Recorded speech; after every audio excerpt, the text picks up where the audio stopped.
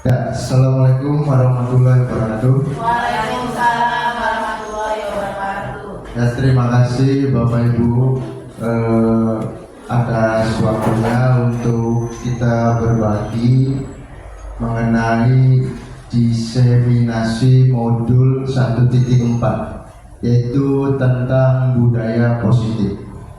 Ini merupakan modul di 1.4 yang terakhir, yaitu aksi nyata. Ya, pertama, tujuan pendidikan. Menurut Ki Hajar Dewantara, bahwa tujuan pendidikan adalah menuntun semua kodrat yang ada pada anak sehingga mereka mencapai keselamatan dan kebahagiaan yang setinggi-tingginya, baik sebagai manusia maupun anggota masyarakat. Karenanya, pendidik itu hanya dapat menuntun berkembangnya kekuatan kodrat yang ada agar dapat memperbaiki lakunya, bukan dasarnya atau hidup. Jadi dalam pendidikan KHD itu kita sebagai guru harus bisa membimbing siswa itu seperti layaknya seorang petani, ya, Pak Rendi ya.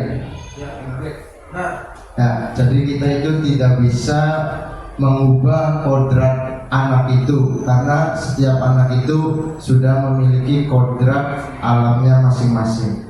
Dan juga selain kodrat alam, yaitu ada kodrat zaman, di mana kita harus bisa mengikuti perubahan zaman, berkembangnya zaman. Nah, yang selanjutnya yaitu budaya positif. Budaya positif adalah nilai-nilai keyakinan dan kebiasaan-kebiasaan di sekolah yang berpihak pada murid, agar murid dapat berkembang menjadi pribadi yang kritis, penuh hormat, dan bertanggung jawab. Maka dari itu, kuncinya adalah bagaimana kehebatan guru sebagai penuntut siswa dalam mengembangkan watak dan karakter murid. Guru hanya mengontrol dan menuntut mereka menjadi lebih baik tanpa mengubah kodrat yang mereka miliki. Ya, tadi seperti yang sudah dibilang, bahwa kita itu tidak bisa mengubah kodrat anak.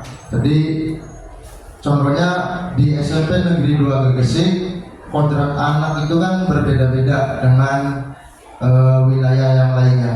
Jadi kita tidak bisa memaksakan anak SMP Negeri 2 Gegesik itu harus sama dengan anak SMP 1 Cirebon. Itu sesuatu yang menurut saya itu ya berat, ya, karena dari segi SDM-nya saja sudah berbeda.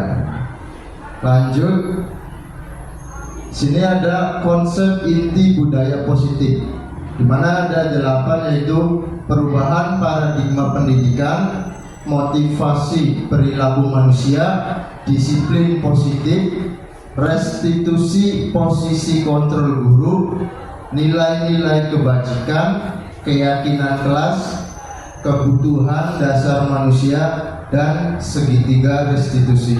Ini adalah materi-materi dari inti dari budaya positif. Nah, di sini ada pembelajaran dengan paradigma baru, merupakan pembelajaran yang berorientasi pada penguatan kompetensi dan pengembangan karakter yang sesuai dengan dimensi profil pelajar Pancasila. Di mana dimensi profil pelajar Pancasila itu kan ada 6 ya. Tadi yang pertama itu beriman dan bertakwa ya. Terus berkebudayaan global, mandiri, gotong royong, kreatif dan bernalar kritis. Ya, di sekolah kita kan sudah menganut dimensi profil pelajar Pancasila. Jadi contohnya dari segi kegiatan-kegiatan proyek atau P5 yang sudah dilangsungkan sejak kalau nggak salah 2 tahun lalu ya, pada dia dari kelas 7. Nah, dalam pembelajaran dengan paradigma ini, praktik pembelajaran yang dilakukan di sekolah benar-benar berpusat pada siswa atau student centered learning, yang mana setiap siswa dipastikan melakukan kegiatan belajar yang sesuai dengan kebutuhan dan tahap perkembangannya. Cobalah buka. Nah, di sini ada sebuah artikel percobaan. Anda dan teman Anda akan melakukan kegiatan cobalah buka, di mana ada gambar tangan sedang mengepal. Ya, tugasnya yaitu mengepalkan salah satu tangan.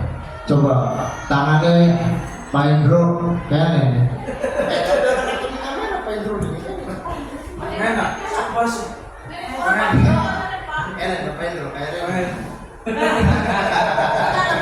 Nah, jadi coba Anda bayangkan bahwa Anda menyimpan sesuatu yang sangat berharga. Ya, dibayangi gue boleh. Kira-kira apa sih yang paling berharga itu apa? Nah, Anda perlu menjaga benda tersebut sekuat tenaga karena begitu pentingnya untuk kehidupan Anda. Tugas B, rekan Anda mencoba segala cara untuk membuka kepala tangan. Teman Anda boleh membujuk, menghardik, mengintimidasi, memarahi, menggoda, menggelitik, bahkan menawari Anda uang. Wah, ayah langsung ditawari duit sih. Ada gelung ya. Berat ya. Nah, agar Anda bersedia membuka kepala tangan Anda. Di sini, nah, apakah Anda tahu B membuka kepala tangan Anda? Mengapa alasan Anda atau B membuka kepala tangan Anda? Dalam kegiatan ini sesungguhnya siapa yang memegang kendali atau kontrol untuk membuka atau menutup kepala tangan. Di sini ada gambar tangan ya. Jadi seperti apa? Contohnya ini dalam toh. Ya, jadi kita itu memainkan peran. Nah, tentu kita sendiri yang memegang kontrol atas kepala tangan kita. Apakah kita membuka atau menutup kepala tangan kita? Itu bergantung pada diri kita masing-masing, sesuai dengan kebutuhan dasar saat itu.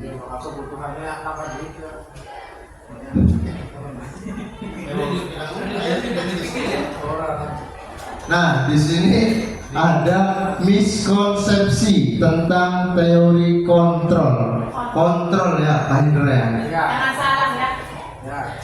Nah,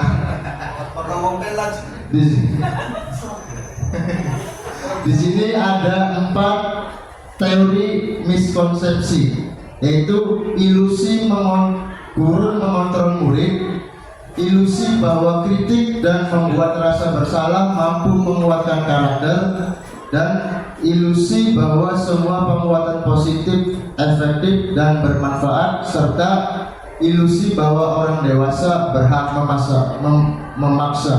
Di sini ada penjelasannya kalau nggak salah. Nah, dimana yang pertama apa loh? ilusi guru mengontrol murid. Ya, pada dasarnya kita tidak dapat memaksa murid untuk berbuat sesuatu jikalau murid tersebut memilih untuk tidak melakukannya. Walaupun tampaknya guru sedang mengontrol perilaku murid, hal demikian terjadi karena murid sedang mengizinkan dirinya dikontrol. Saat itu, bentuk kontrol guru menjadi kebutuhan dasar yang dipilih murid tersebut. Teori kontrol menyatakan bahwa semua perilaku memiliki tujuan, bahkan terhadap perilaku yang tidak disukai. Jadi kita sebagai guru itu mengontrol murid, ya. Jadi murid juga ada rasa tidak ingin dikontrol ya Pak Randy. Jadi ada rasa ingin kebebasan. Jadi tidak semuanya murid itu bisa selalu ingin dikontrol ya pada dia.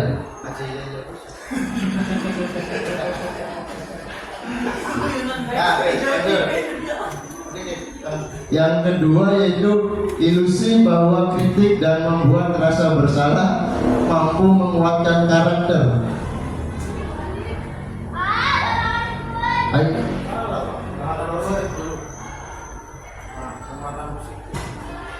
Nah, yang keduanya ilusi bahwa semua penguatan positif, efektif dan bermanfaat. Di sini penjelasannya yaitu penguatan positif atau bujukan adalah bentuk-bentuk kontrol segala usaha untuk mempengaruhi murid agar mengulangi suatu perilaku tertentu. Adalah suatu usaha untuk mengontrol murid tersebut. Dalam jangka waktu tertentu, kemungkinan murid tersebut akan menyadarinya dan mencoba untuk menolak bujukan kita, atau bisa jadi murid tersebut menjadi tergantung pada pendapat sang guru untuk berusaha. Lalu yang ketiga yaitu ilusi bahwa kritik dan membuat rasa bersalah mampu menguatkan karakter. Di sini jelaskan menggunakan kritik dan rasa bersalah untuk mengontrol murid menuju pada identitas gagal. Mereka belajar untuk merasa buruk tentang diri mereka. Mereka mengembangkan dialog diri yang negatif.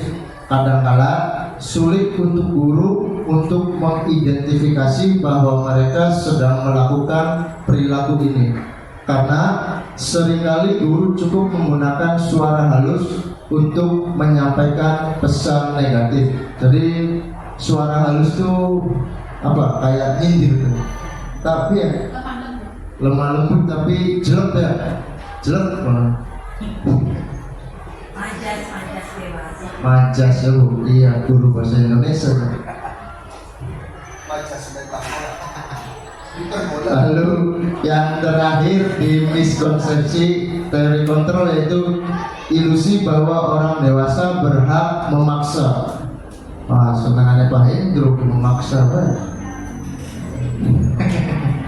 Ya, banyak orang dewasa yang percaya bahwa mereka memiliki tanggung jawab untuk membuat murid-murid berbuat hal-hal tertentu.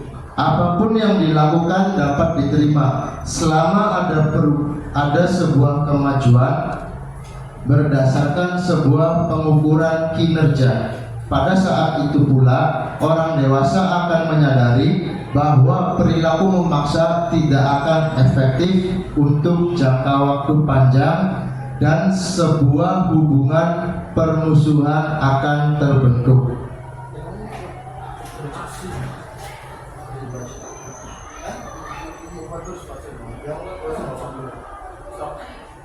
Di sini ada disiplin positif, yaitu disiplin dengan disiplin positif itu berbeda ya Pak Rindia. Jadi disiplin itu berasal dari kata disiplina atau disiplin memiliki tanggung jawab terhadap apa yang dilakukannya berdasarkan nilai-nilai yang diyakini.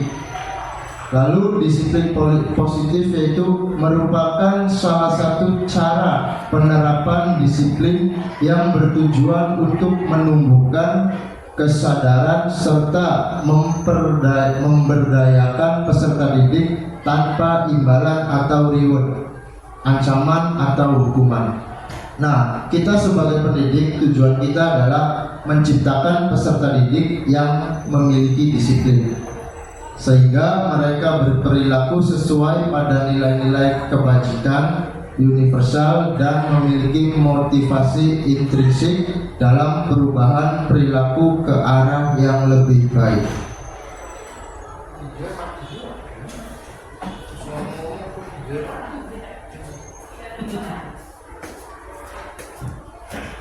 Nah, lalu di sini ada nilai-nilai kebajikan, nilai yang disepakati bersama, lepas dari suku bangsa, agama, bahasa maupun latar belakangnya. Contoh nilai kebajikan.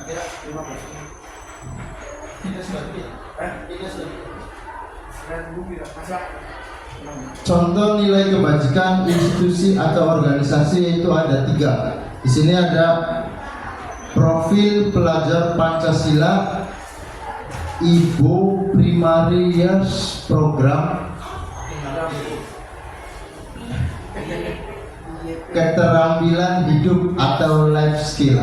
Nah, di profil pelajar Pancasila yaitu seperti yang kita sudah ketahui, yaitu memiliki 6 dimensi, yaitu beriman dan bertakwa pada Tuhan Yang Maha Esa, berakhlak mulia, berkebinekaan global, gotong royong, mandiri, kreatif, dan bernalar kritis. Lalu pada Ibu Primary Years Program atau PYP, yaitu toleransi, rasa hormat, integritas, mandiri, menghargai, antusias, empati, keingintahuan, kreativitas, kerjasama, percaya diri, dan komitmen.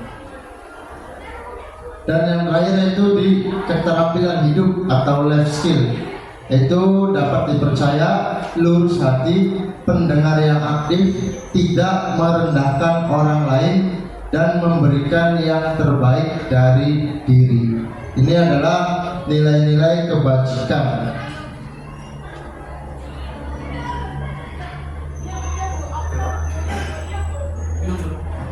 Kebutuhan dasar manusia. Kebutuhan dasar pada manusia merupakan unsur-unsur yang dibutuhkan oleh manusia dalam menjaga keseimbangan baik secara fisiologis maupun psikologis. Hal ini tentunya bertujuan untuk mempertahankan kehidupan dan kesehatan. Kita sebagai manusia itu membutuhkan dasar-dasar untuk bertahan hidup ya, dan kesehatan kita. Di sini ada 5 yang harus menjadi atau wajib ya, bahkan ya 5 kebutuhan dasar manusia. Yang pertama yaitu bertahan hidup, dimana dalam bertahan hidup kita sebagai makhluk hidup pasti ingin bertahan hidup, yaitu dengan kebutuhan makanan, pakaian, tempat tinggal, keamanan, dan kesehatan. Kalau salah satu dari 5 kebutuhan ini tidak tercapai atau tercukupi ya, kita tidak bisa tidak bisa memenuhi kebutuhan dasar manusia. Jadi ada yang kurang gitu maksudnya sih.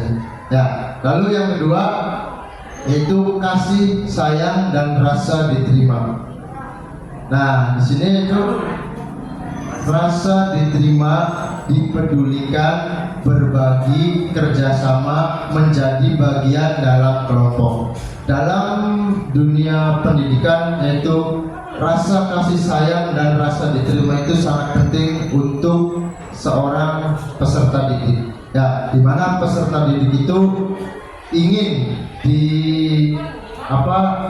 beri kasih sayang oleh seorang oleh seorang gurunya. Dan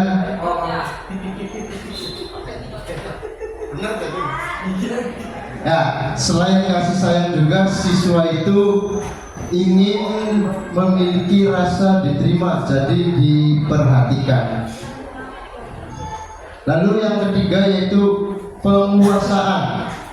Penguasaan di sini mencakup harga diri, keinginan untuk dianggap, memimpin, berprestasi, diakui dan didengar. Dimana kita sebagai pengajar atau guru itu harus bisa menjadikan anak itu agar pendapat dari anak itu didengar. Jadi tidak kita acuhkan apa yang mereka keluhkan atau apa yang mereka bicarakan, itu kita harus siap menjadi pendengar. Dan yang keempat yaitu kebebasan. Kebebasan di sini mencakup mandiri, memiliki pilihan, mencoba hal baru, mampu mengendalikan arah dirinya. Ya, tidak hanya peserta didik ya, kita juga dalam hidup itu kan butuh kebebasan ya, Bu Indah ya. Benar boleh ibu-ibu. Nah. Bebas shopping. Ya, kalau yang ibu-ibu bebas shopping, ada kan bapak-bapak apa? Bebas apa? Ya, jadi dalam hidup itu jangan ada jangan ada kekang mengekang nanti, atau larangan-larangan, nanti itu dampaknya kan malah makin buruk. Maksudnya contoh, Pak Randy dilarang sama istrinya, ya Pak Randy makin menjadi-jadi. Ya tak Pak Randy. Nah, jadi kalau Pak Randy mau ya udah, mangga silakan. Ya Pak Randy. Oke? Nah, ibu-ibu setuju kan ya? Setuju. Tapi ini tetap baik. Iya, tapi ya tetap dalam koridor yang harus masih positif. Ya, termasuk juga terhadap murid peserta didik. Kita itu tidak bisa, tadi seperti yang sudah disampaikan di awal, tadi kita itu tidak bisa mengatur secara penuh itu untuk siswa itu. Tadi kita berikan kebebasan. Dan yang terakhir yaitu kesenangan. Di sini mencakup bermain, humor, antusiasme dan tertawa. Ya, dalam hidup kalau kita tidak senang ya namanya nggak hidup ya. Jadi hidup itu kan sekali kemarin ya, hidup itu jangan dibuat pusing ya. Jadi kita itu dalam hidup butuh butuh refreshing ya. Maksudnya ya refreshing itu liburan atau ya tergantung kita masing-masing. Jadi refreshingnya kan diartikan kayak Pak Randy refreshingnya ke sini, Pak Dedi ke sini, Bu Lydia ke sini, ke sana, ya Bu Indah ke sono. Ya, itu merupakan 5 kebutuhan dasar manusia. Nah, di sini ada contoh kasus, yaitu kasus 1. Saya di sini angkat Ibu Ratna. Ibu Ratna ini ya, Ibu Ratna guru mapel kelas 8 di SMP Negeri 2 Gegesik, sedang bingung menghadapi ulah salah satu murid di kelasnya, yaitu Dani. Beberapa anak di kelas 1 telah datang padanya dan mengeluhkan Dani yang seringkali meminta bekal makan siang mereka dengan paksa. jika Anda menghadapi situasi seperti Ibu Ratna, apa yang akan Anda lakukan? Menurut Anda, kira-kira apa alasan Dani melakukan itu? Ada itu, Pak Dedi. Menurut Pak Dedi, kira-kira kalau jadi Ibu Ratna itu akan melakukan apa terkait kasus dari Dani? Ya, kalau dari kasus itu mungkin alasan Dani meminta bekal makan siang kepada teman-temannya secara paksa, mungkin Dani tidak membawa bekal makan siangnya, mungkin seperti itu, sehingga untuk dapat memenuhi kebutuhannya, Dani melakukan hal-hal tertentu kepada teman-temannya. Ya, terima kasih Pak Dedi. Dari kasus Dani tersebut, kira-kira 5 kebutuhan dasar manusia yang mana yang Dani kurang? Itu satu, Bertahan hidup, kemudian kasih sayang juga ya. Kasih sayang Karena juga. di sini ada meminta bekal ya. Jadi rasa apa ya? Kayak mendapatkan kasih sayang dari orang tuanya. sayang. lalu Perasaan ada. penguasaan juga ya. Jadi dia itu seolah-olah kayak malas ya. Tuh, kebebasan masuk nggak kira-kira? Kebebasan terkait kasus yang ini? Mungkin tidak. Tidak. Dan yang terakhirnya itu apa? Kesenangan. Ada. Ada nggak? Ada ya. Jadi mendapatkannya dengan paksa. iya. Nah, di sini ada sudah apa sih terkait kasusnya si Dani. Nah, ini ada 5 kemungkinan jawaban Dani yang sesuai dengan kebutuhan dasarnya. Yang pertama, dari kebutuhan dasar bertahan hidup, Dani memang tidak makan dari rumah atau orang tuanya tidak membawakan dia bekal. Jadi ini kemungkinan dari segi kebutuhan dasar. Jadi Dani itu meminta bekal makanan kepada temannya, itu mungkin ada kemungkinan Dani tidak makan dari rumah atau orang tuanya tidak membawakan bekal. Dari segi cinta dan kasih sayang, nah mungkin teman Dani menjadi perhatian, jadi apa ya, ada rasa kasihan, maksudnya jadi kan timbulnya apa, menjadi perhatian, masuk ke kira-kira masuk nggak? Dani menjadi perhatian, jadi ingin diperhatikan dengan dia, ya itu kan caper ya, kayak siapa? Kayak pada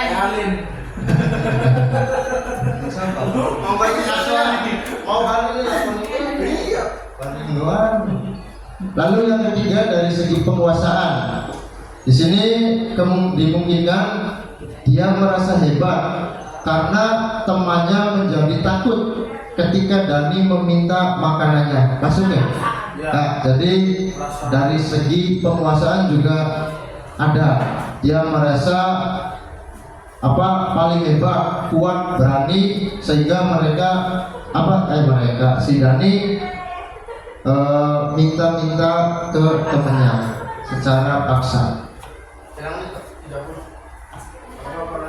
Lalu dari segi kebebasan, Dani merasa bosan dengan bekal yang dibawanya. Ada juga kemungkinan yaitu dari siapa?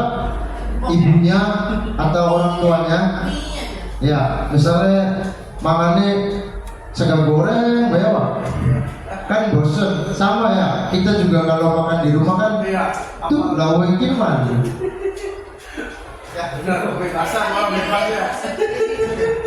Pernah kan dimasaki jadi ngerabi, mungkin mana?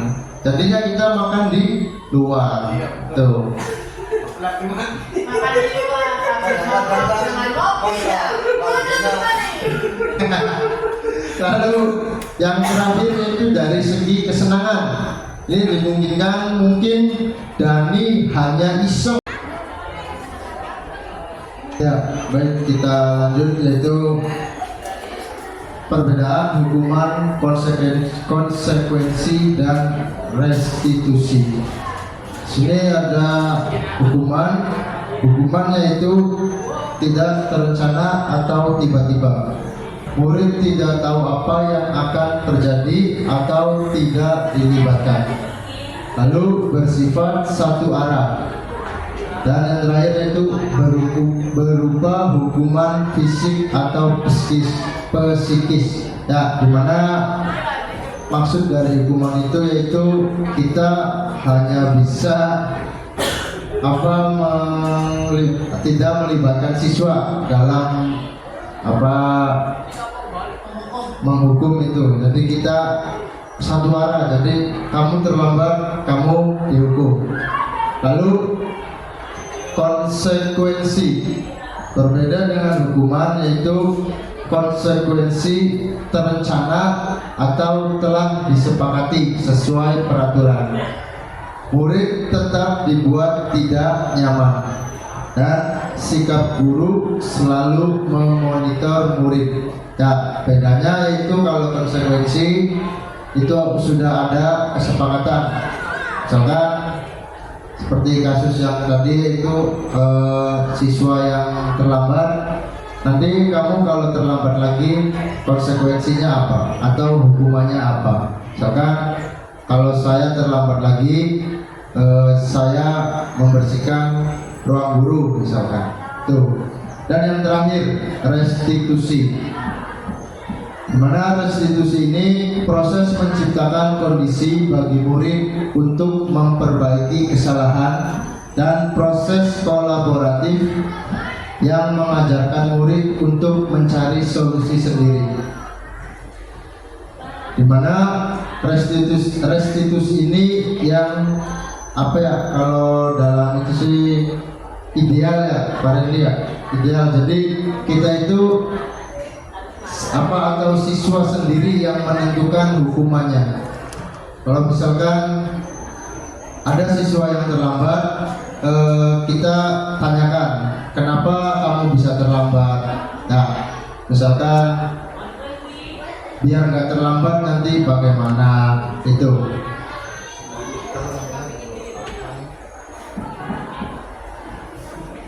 Nah, sini kasus 2 yaitu Ira. Ira kurang pandai menguasai pelajaran matematika, sehingga pada saat pelajaran dia lebih banyak berdiam dan menggambar di buku pelajarannya. Pada saat guru matematika Pak Bambang menanyakan pertanyaan, Ira menjadi gugup dan tidak sengaja menjatuhkan tasnya dari kursi, serta tiba-tiba menjadi gagap pada saat berupaya menjawab. Seluruh kelas pun tertawa melihat perilaku Ira yang bicara tergagap dan terkejut tersebut. Pak Bambang pada saat itu membiarkan teman-teman Ira menertawakan Ira yang tergagap dan malu luar biasa. Malahan meminta Ira untuk maju ke depan dan berdiri di depan kelas sambil menunjuk hidungnya karena tidak bisa menjawab pertanyaan Pak Bambang. Kelas pun makin gaduh dan anak-anak pun tertawa melihat Ira di depan kelas memegang ujung hidungnya. Nah, dari kasus 2 ini, apakah Anda atau Bapak Ibu setuju dengan tindakan Pak Bambang terhadap Ira? Ya, Tidak setuju. ya, tidak setuju. Mengapa, Pak Didi? Karena apa yang dilakukan Pak Bambang di situ bisa melemahkan mental anak, Ya, ya, ataupun anak merasa dipermalukan. Ya, jadi membuat anak merasa malu itu sesuatu hal yang kurang baik ya pada dia. Jadi apalagi sampai apa itu tadi menunjuk ibunya, ya bisa dibayangkan kita ditunjuk oleh seseorang di depan apa teman-teman atau depan umum banyak orang. Ya, jadi kita sepakat ya Bapak Ibu. Jadi yang dilakukan oleh Pak Bambang itu kita kurang setuju. Nah, lalu yang kedua, menurut Anda atau Bapak Ibu, tindakan Pak Bambang terhadap Ira adalah sebuah hukuman atau konsekuensi? Hukuman. Ya, alasannya Pak Dedi mengapa? Karena di situ sesuai dengan penjelasan tentang hukuman, konsekuensi dan restitusi. Apa yang dilakukan oleh Pak Bambang yaitu memberikan hukuman secara satu arah dan juga dilakukan secara tiba-tiba, tidak ada kesepakatan ataupun anak tidak diarahkan untuk mencari solusinya sendiri. Ya, terima kasih Pak Dedi. Ya, kita sepakat ya yang dilakukan oleh Pak Bambang itu adalah sebuah hukuman karena tidak adanya kesepakatan terlebih dahulu. Hanya Pak Bambang langsung kamu salah ya, langsung maju ke depan dan membuat anak tersebut merasa malu atau mentalnya malu down.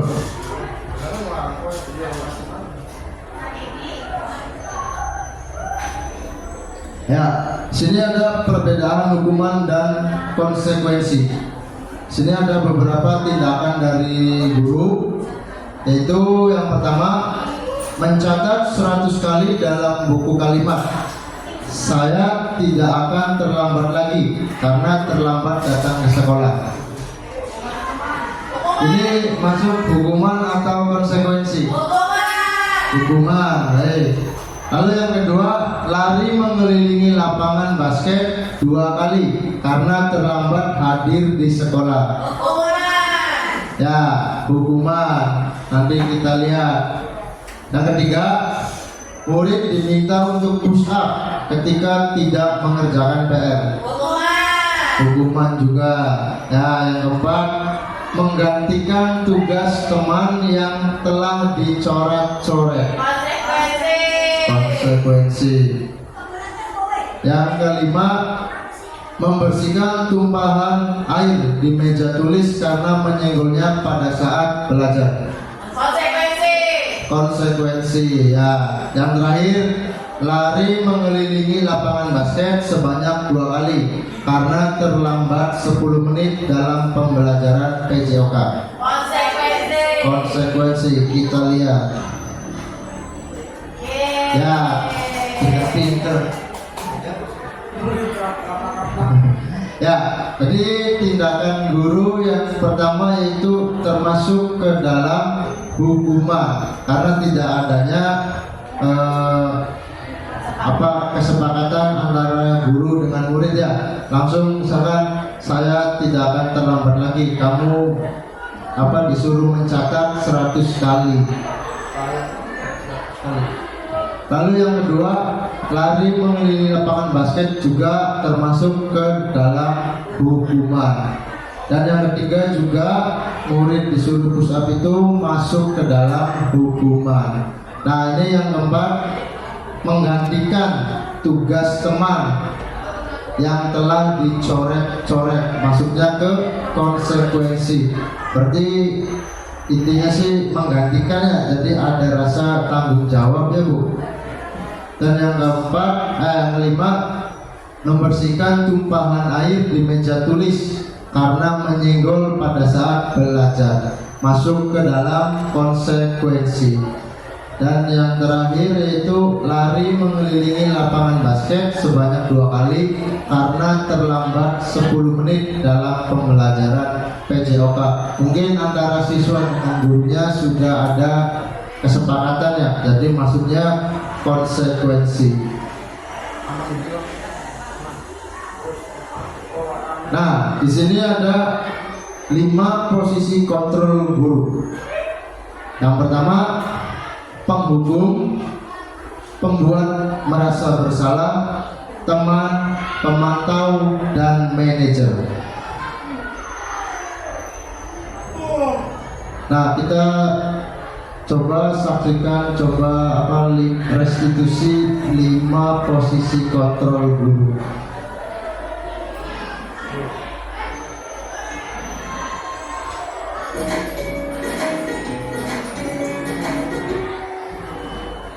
Salam bahagia Ibu dan Bapak Guru hebat.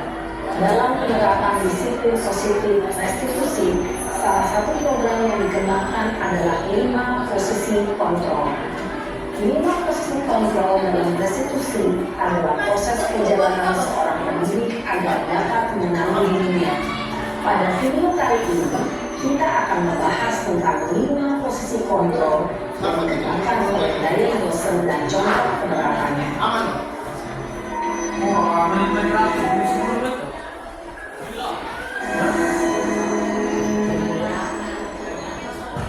Lima posisi kontrol itu adalah 1. Posisi penghukum, 2. Posisi pembuat merasa bersalah, 3. Posisi teman, 4. Posisi pemantau atau monitor, dan 5. Posisi manajer. Untuk lebih memahami kelima posisi tersebut, mari kita saksikan kasus Nare yang terlambat hadir walaupun di sekolah.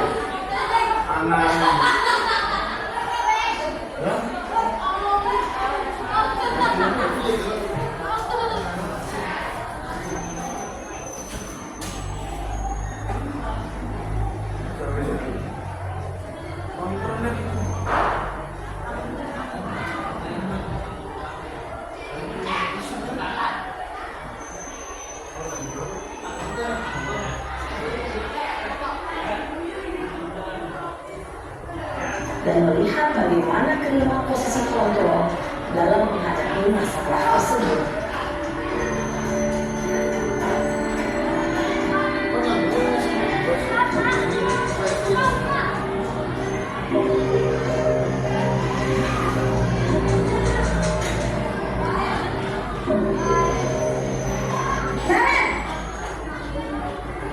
Sini kamu. Selalu terlambat. Kamu deh pasti terlambat. Aku, saya Apa? Apa coba? Alasan kamu apa lagi? Kapan sih kamu tidak terlambat? Malas sekali ya kamu jadi anak. saya Dasar malas. Gak kapok-kapok sih kamu. Sudah berapa kali terlambat? Sana, kamu pergi lapangan basket 2 kali. kenapa saya harus beli lapangan basket, Bu? Kenapa? Kamu melawan ibu. Berani-beraninya jawab. Sudah terlambat, masih berani jawab pula. Sekarang, keliling lapangan basket 5 kali sekalian. Biar kapok. Cepat. Pergi sana ke lapangan basket. Posisi penghukum biasanya berbicara dengan nada tinggi, menghati, menunjuk-nunjuk, menyakiti, dan menyindir. Hukuman bisa berupa fisik maupun psikis. Ibu dan Bapak Guru hebat, dampak yang terjadi pada murid ketika guru berada pada posisi penghukum adalah murid cenderung akan memberontak, bahkan menyimpan dendam.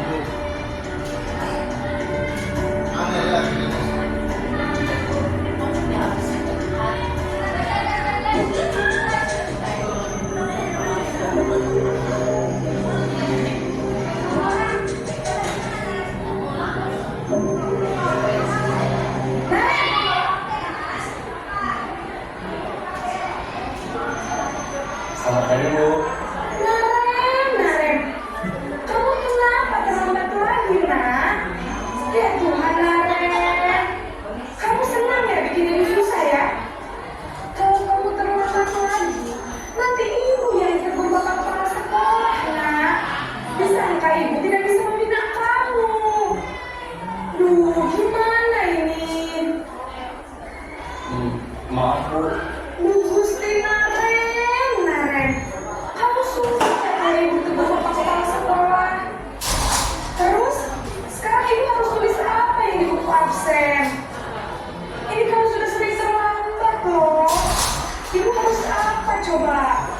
Maaf Bu, maaf sekali. Ya sudah, lain kali jangan bikin ibu susah lagi ya nak ya. Ibu tidak akan buat lagi kalau kamu begini terus. Bisa jantungan kalau ibu tegur bapak kepala sekolah. Sana cepat naik kelas. Maaf ya Bu, maaf sekali. Posisi pembuat rasa bersalah berbicara dengan nada tenang, cenderung lembut, namun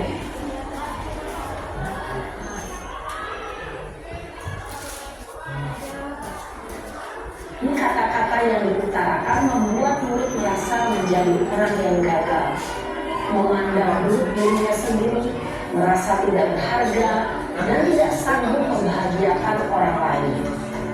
Ketika guru mengambil posisi pembuat rasa bersalah, murid akan menganggap dirinya yang bersalah dan ia akan menyimpan emosi negatif tersebut di dalam dirinya.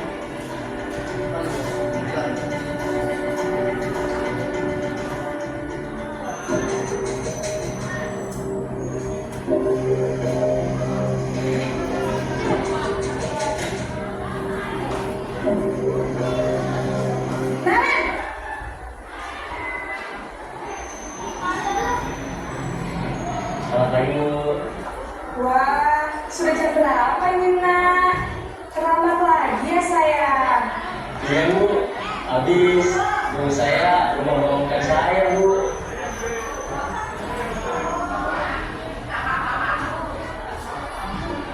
Kamu malah menyalahkan ibu kamu.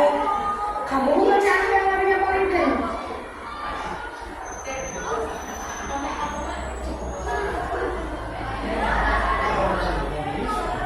Jam, kok terlambat sih? Iya Bu, saya memang kurang bangun tadi.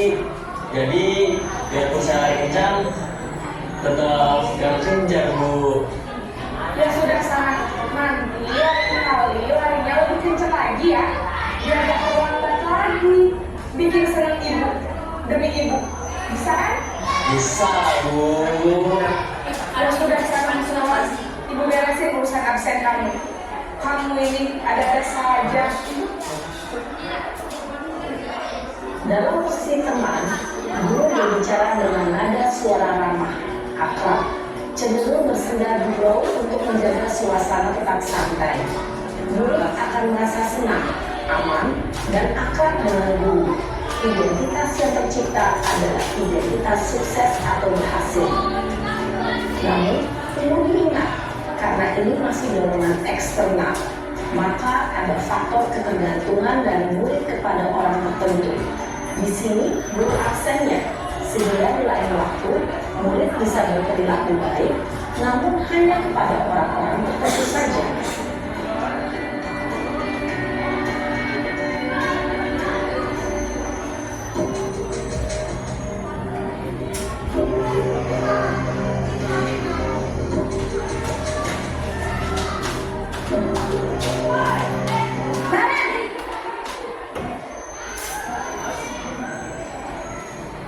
Selamat pagi Bu. Nah Ren, apa peraturan sekolah kita tentang jam berapa kita harus masuk sekolah? Nah, Kita harus di sekolah jam 7 Bu. iya betul. Sekarang sudah jam 7.20. Nah Ren sudah tahu konsekuensinya jika terlambat hadir. Paham Bu, saya harus tinggal kelas pas jam istirahat selama 20 menit.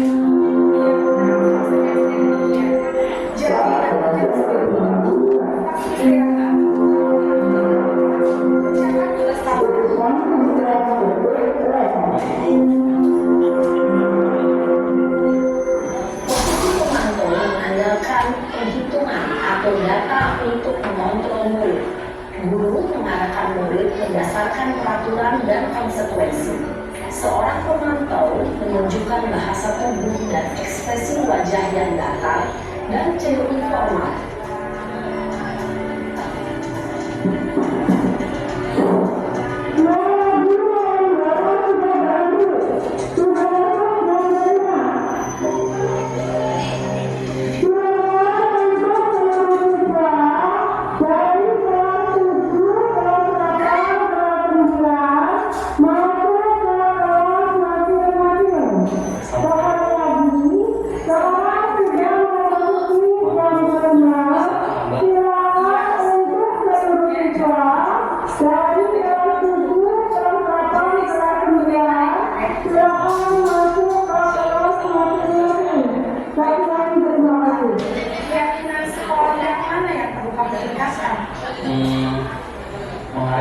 sendiri dan orang lain mungkin aku. Setuju. Jadi, apakah Nara meyakini prinsip saling menghormati tersebut? Iya Bu, saya meyakininya. Apakah Nara bersedia memperbaiki masalah keterlambatan ini? Bersedia Bu. Bagaimana kamu akan memperbaiki masalah keterlambatan ini? Saya akan coba untuk tidak lupa menyetel alarm saya Bu. Baik, kalau Nara tidak punya alarm di rumah, ada orang yang kira-kira bisa bantu mengingatkan tidak? Ada Bu, karena saya Kak Emma. Ada lagi selain Kak Emma? Selain Kak Emma, ada ibu saya. Baik, jadi yang mengingatkan Naren adalah Kak Emma dan ibu kamu ya? Ya, itu adalah video restitusi 5 posisi kontrol, di mana kita sebagai guru itu diharapkan ada di posisi sebagai manajer, karena ini adalah posisi yang paling ideal ya. Jadi di antara 5 posisi kontrol: penghukum, pembuat merasa bersalah, teman, pemantau, dan manajer. Posisi yang paling terakhir. Meskipun di sini kan kita itu, termasuk saya juga masih di posisi ya penghukum, pembuat merasa bersalah, ya teman juga sudah itu, cuma manajernya mungkin masih belum ya. Nah lanjut, sini ada motivasi, itu ada motivasi eksternal dan motivasi intrinsik. Motivasi eksternal di sini apa? Identitas gagal atau perilaku kontrol negatif, di mana ada penghukum dan pembuat orang merasa bersalah. Dan identitas berhasil atau sukses itu perilaku kontrol positif jika kita sudah berada di posisi teman dan pemantau. Ya, yang guru lakukan yaitu menghardik. Ya, di posisi penghukum, menghardik, menunjuk-nunjuk, menyakiti, dan menyindir. Lalu pembuat orang merasa bersalah yaitu berceramah, menunjukkan kekecewaan yang sangat mendalam. Lalu di perilaku kontrol positif sebagai teman yaitu membuat alasan-alasan untuk murid-muridnya. Dan di posisi pemantau itu menghitung dan mengukur, dan di manajer itu mengajukan pertanyaan-pertanyaan. Lalu ada motivasi guru berkata, kalau kamu tidak melakukannya, saya akan. Kamu sudah mengecewakan ibu atau bapak. Pada posisi teman, lakukan untuk bapak ibu. Ya sudah, nanti bapak ibu bantu bereskan. Pada posisi pemantau itu ada perkataan guru, itu apa peraturannya, apa konsekuensinya atau sanksinya, apa yang telah kamu lakukan, dan apa yang terjadi sekarang. Berbeda dengan pada posisi manajer, yaitu apa yang kita yakini, apa yang kamu meyakini hal tersebut. Kalau kamu meyakininya, kamukah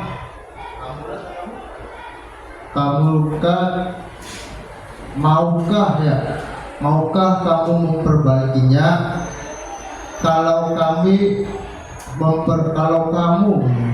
kamu memperbaikinya, jadi kira-kira hal tersebut akan menggambarkan apa tentang dirimu. Dan hasilnya yaitu pada posisi penghukum akan memberontak, pendendam, menyalahkan orang lain. Pada posisi membuat orang merasa bersalah yaitu menyembunyikan atau menyangkal dan berbohong. Pada posisi kontrol teman yaitu siswa menjadi ketergantungan, dan di posisi pemantau menyesuaikan hanya bila diawasi, dan pada posisi manajer, yaitu hasilnya menguatkan watak atau karakter. Nah, sini perkataan atau murid berkata, itu saya tidak peduli, maafkan saya pikir bapak atau ibu teman saya.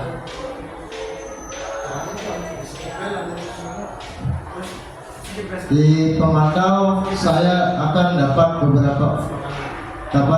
beberapa bintang kalau melakukan hal tersebut.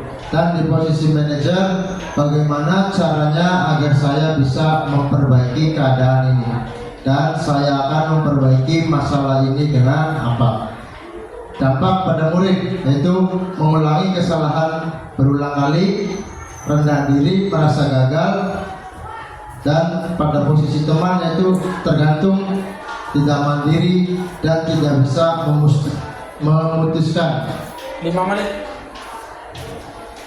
Dan motivasi kaitan dengan dunia berkualitas, itu murid meletakkan guru di luar dunia berkualitas, murid meletakkan guru di dalam dunia berkualitas. Murid meletakkan guru sebagai orang penting dalam dunia berkualitas. Dan juga pada posisi pemantau, murid meletakkan guru peraturan di dunia berkualitas. Dan di posisi manajer, yaitu murid meletakkan dirinya sebagai individu yang positif dalam dunia berkualitas. Nah, di sini ada keyakinan kelas. Keyakinan kelas adalah nilai-nilai kebajikan atau prinsip universal yang disepakati bersama secara universal, lepas dari perbedaan agama, suku, negara, dan bahasa. Menurut Gosen 1998, sebuah keyakinan akan lebih memotivasi seseorang secara intrinsik atau dari dalam. Seseorang akan lebih tergerak dan bersemangat menjalankan keyakinannya daripada sekedar mengikuti serangkaian peraturan. Sini yaitu perbedaan peraturan dan keyakinan kelas. Di peraturan itu ada selalu kembalikan buku ke tempatnya, keyakinan kelasnya itu tanggung jawab. Peraturan dilarang mengganggu orang lain, yaitu keyakinan kelasnya menghormati orang lain. Yang ketiga, hadir di sekolah 15 menit, keyakinan kelasnya menghormati orang lain dan komitmen. Peraturan yang keempat, yaitu dilarang melakukan kekerasan, keyakinan kelasnya keselamatan dan menghormati orang lain. Peraturan yang selanjutnya itu dilarang menggunakan narkoba, keyakinan kelasnya yaitu mengacu pada kesehatan. Dan bergantian atau menunggu giliran, yaitu menghormati orang lain dan bersabar. Menggunakan masker, keyakinannya yaitu kesehatan dan keselamatan. Lalu yang terakhir, jangan berlari di kelas atau koridor, keyakinannya yaitu keselamatan dan keamanan. Pembentukan keyakinan kelas yaitu bersifat abstrak, berupa pertanyaan universal, dibuat dalam pertanyaan positif, sedikit saja agar mudah diingat, sesuai dengan kondisi kelas dan sekolah sehingga mudah diterapkan, dan semua warga sekolah atau warga kelas dilibatkan saat membuat keyakinan kelas. Jadi dalam pembentukan keyakinan itu kita tidak bisa membuatnya sendiri, harus melibatkan siswa. Nah, berikut adalah dokumentasi pembuatan keyakinan kelas 8 di SMP Negeri 2 Gegesik. Nah, ini foto dokumentasi pembuatan keyakinan kelas di kelas 8. Nah, hasilnya yaitu kesepakatan kelas 8A. Itu ada keimanan, kebersihan, keamanan, kekeluargaan, toleransi, kerapihan, dan keindahan. Keyakinan kelasnya yaitu menjaga kebersihan, saling menghargai, disiplin, tanggung jawab. Kenapa, Pak?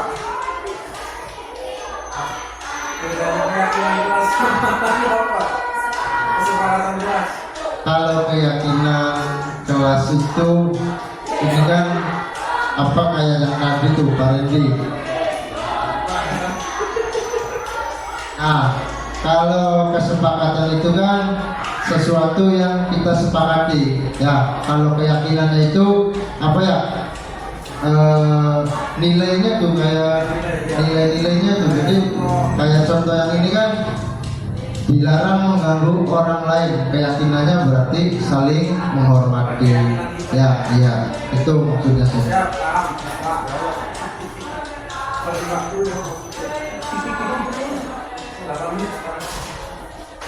Nah, terima kasih Pak Randy. Nah, di sini ada restitusi, yaitu proses menciptakan kondisi bagi murid untuk memperbaiki kesalahan mereka sehingga mereka bisa kembali pada kelompok mereka dengan karakter yang lebih kuat. Di sini ada sebuah segitiga restitusi, yaitu suatu proses dialog yang dijalankan oleh guru agar dapat menghasilkan murid yang mandiri dan bertanggung jawab. Ini adalah tahapan segitiga restitusi, yaitu validasi tindakan yang salah, menanyakan keyakinan, lalu menstabilkan identitas. Nah, ini ada contoh praktik segitiga restitusi.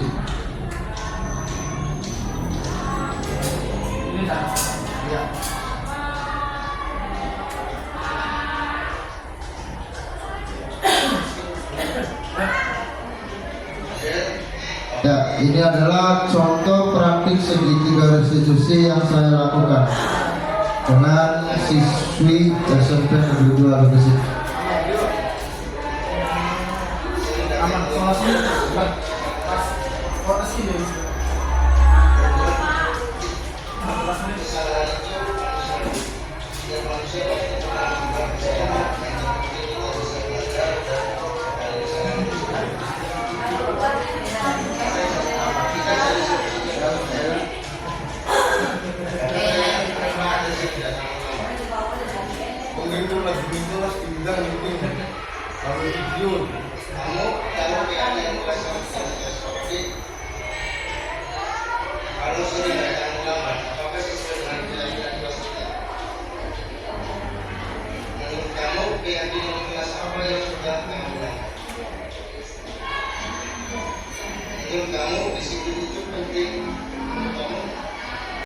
Ya, di sini ada menstabilkan identitas, yaitu nilainya berdasarkan prinsip membuat kesalahan adalah bagian dari proses pembelajaran.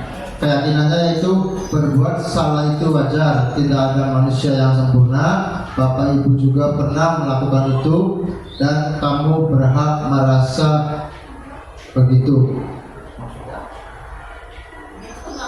Oh iya. Lalu validasi tindakan yang salah, yaitu kamu pasti punya alasan mengapa melakukan hal itu, padahal kamu bisa melakukan yang lebih buruk lagi, dan kamu melakukannya karena mempertahankan sesuatu yang penting bagimu. Dan menanyakan keyakinan, yaitu apa keyakinan kelas kita, nilai dari apa yang telah disepakati bersama, seperti apa gambaran sebuah kelas yang ideal, dan kamu ingin menjadi orang yang seperti apa.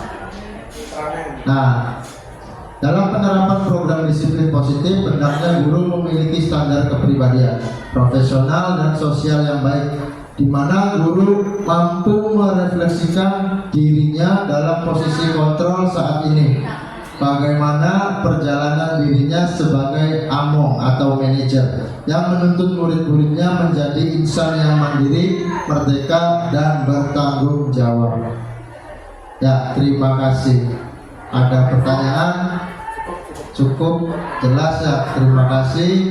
Ya, terima kasih untuk Bapak Ibu atas waktunya bisa membersamai ya mengenai diseminasi disiplin positif. Sekian, wassalamualaikum warahmatullahi wabarakatuh.